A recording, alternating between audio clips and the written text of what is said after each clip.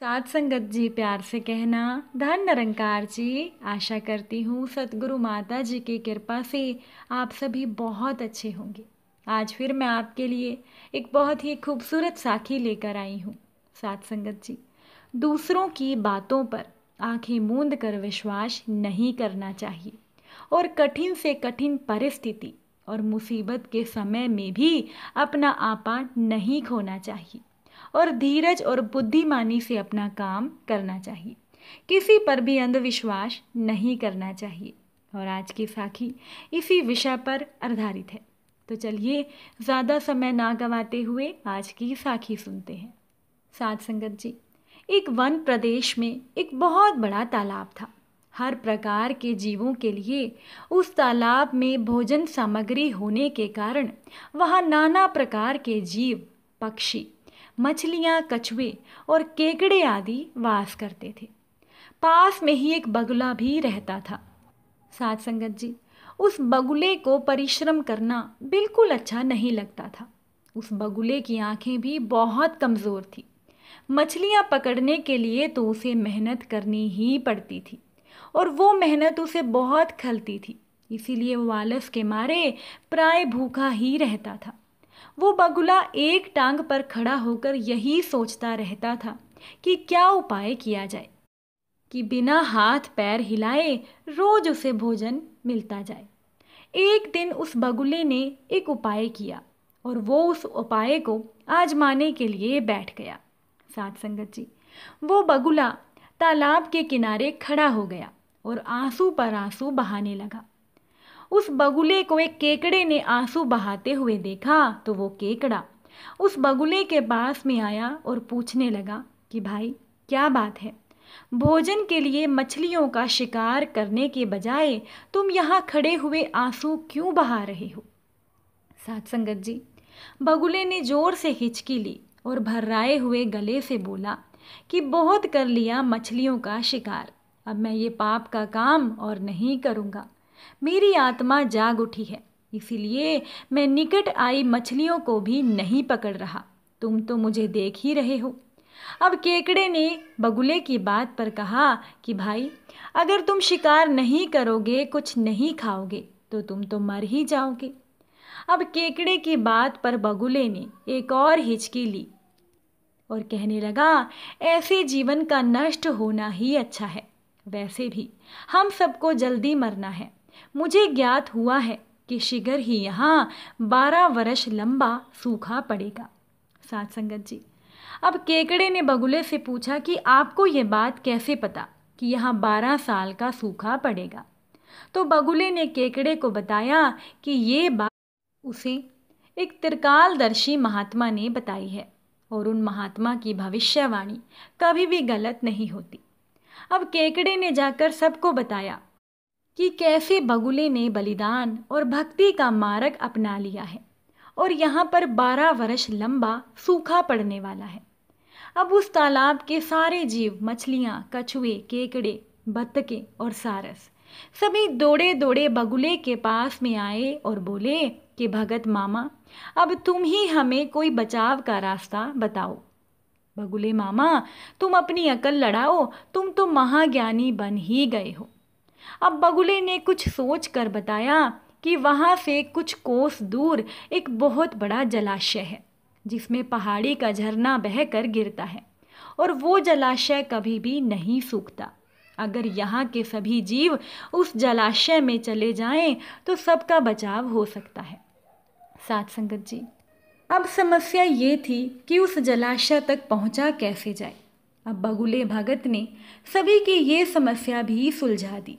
बगुले ने सभी से कहा कि मैं तुम्हें एक एक करके अपनी पीठ पर बिठाकर वहाँ जलाशय तक पहुँचा दूंगा, क्योंकि अब मेरा सारा शेष जीवन दूसरों की सेवा करने में गुजरेगा।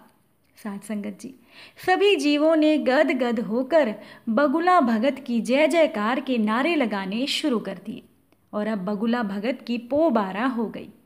वो रोज एक जीव को अपनी पीठ पर बिठाकर ले जाता और कुछ ही दूरी पर ले जाकर एक चट्टान के पास जाकर उसे उस चट्टान पर पटक कर मार डालता और उस जीव को खा जाता।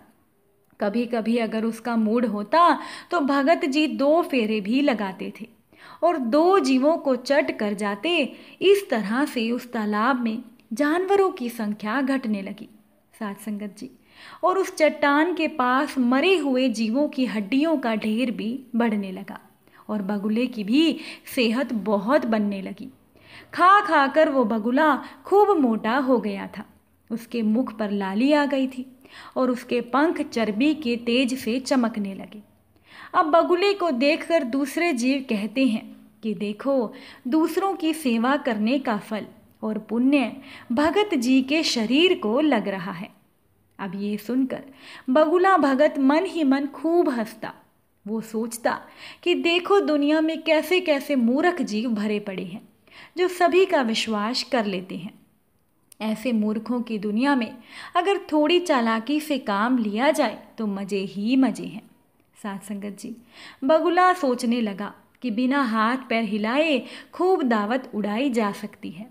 संसार से मूर्ख प्राणी कम करने का मौका उसे मिल रहा है और बैठे बिठाए पेट भरने का जुगाड़ हो जाए तो सोचने का बहुत समय भी मिल जाता है।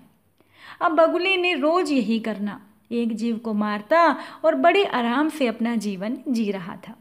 साथ संगत जी, बहुत दिन तक यही क्रम चलता रहा। एक दिन एक केकड़े ने बगुले से कहा कि मामा, तुमने इतने सारे जानवर यहाँ से उस जलाशय में पहुँचा दिए, लेकिन मेरी बारी अभी तक नहीं आई। अब बगुला भगत जी ने कहा कि बेटा, आज तेरा ही नंबर लगाते हैं, आजा तुम मेरी पीठ पर बैठ जा। अब केकड़ा खुश होकर बगुले की पीठ पर बैठ गया। जब वो केकड़ा चट्टान के निकट पहुंचा तो वहां पर हड्डियों का पहाड़ देखकर केकड़े का माथा ठनका। वो हकलाया और बोलने लगा बगुले से कि मामा, ये हड्डियों का ढेर कैसा है और जलाशय यहाँ से कितनी दूर है। अब बगुला भगत ठा ठा करके खूब हंसा और बोला, मूर्ख, वहाँ कोई जलाशय नहीं है। मैं एक एक जीव को पीठ पर बिठाकर यहाँ लाकर खाता हूँ और मैं सभी को मार देता हूँ। आज तू भी मरेगा। केकड़ा सारी बात समझ गया। वो तो सिहर उठा, परंतु उस केकड़े ने हिम्मत नहीं हारी और तुरंत उसने अपने तेज पंजों से उस दुष्ट बगुले की गर्दन दबा ली और उसने उस बगुले की गर्दन तब तक दबाकर रखी जब तक उसके प्राण पखेरु ना उड़ जाएं। साथ संगत जी, इस तरह से उस केकड़े ने बगुले भगत को मारा और वो केकड़ा बगुले का कटा हुआ सर लेकर तालाब पर लौटा और तालाब के बचे हुए बाकी जीवों को सारी सच्चाई बता दी कि कैसे वो दुष्ट बगुला भगत उन्हें इतने समय तक धोखा देता रहा। साथ संगत जी, इस कहानी से हमें यही सीख मिलती है कि दूसरों की बातों पर कभी भी आंखें मूंद कर विश्वास नहीं करना चाहिए। हमें उनकी बातों को पहले परखना चाहिए और कठिन से कठिन परिस्थिति और मुसीबत के समय में भी अपना आपा नहीं खोना चाहिए। अगर कठिन परिस्थिति में भी धीरज और बुद्धिमानी से काम लिया जाए तो कठिन परिस्थिति से आसानी से उबरा जा सकता है। इसीलिए कभी भी किसी पर अंधविश्वास नहीं करना चाहिए, क्योंकि जो भी अंधविश्वास करते हैं उन्हें उनका बुरा फल भोगना ही पड़ता है। साथ संगत जी, अगर साखी अच्छी लगी हो और साखी से जो सीख मिली हो तो उसे ग्रहण कर लेना जी, और अगर कुछ गलती हो गई हो तो बख्श लेना जी। इसी तरह की साखियों से रोज़ आपसे मुलाकात होगी आपके ही अपने चैनल पर। अगर आप चैनल पर नए हैं तो चैनल को सब्सक्राइब कीजिएगा, वीडियो को लाइक और बाकी संगत के साथ शेयर भी कीजिएगा। साथ संगत जी, बड़े प्यार से बोलिए, धन निरंकार जी।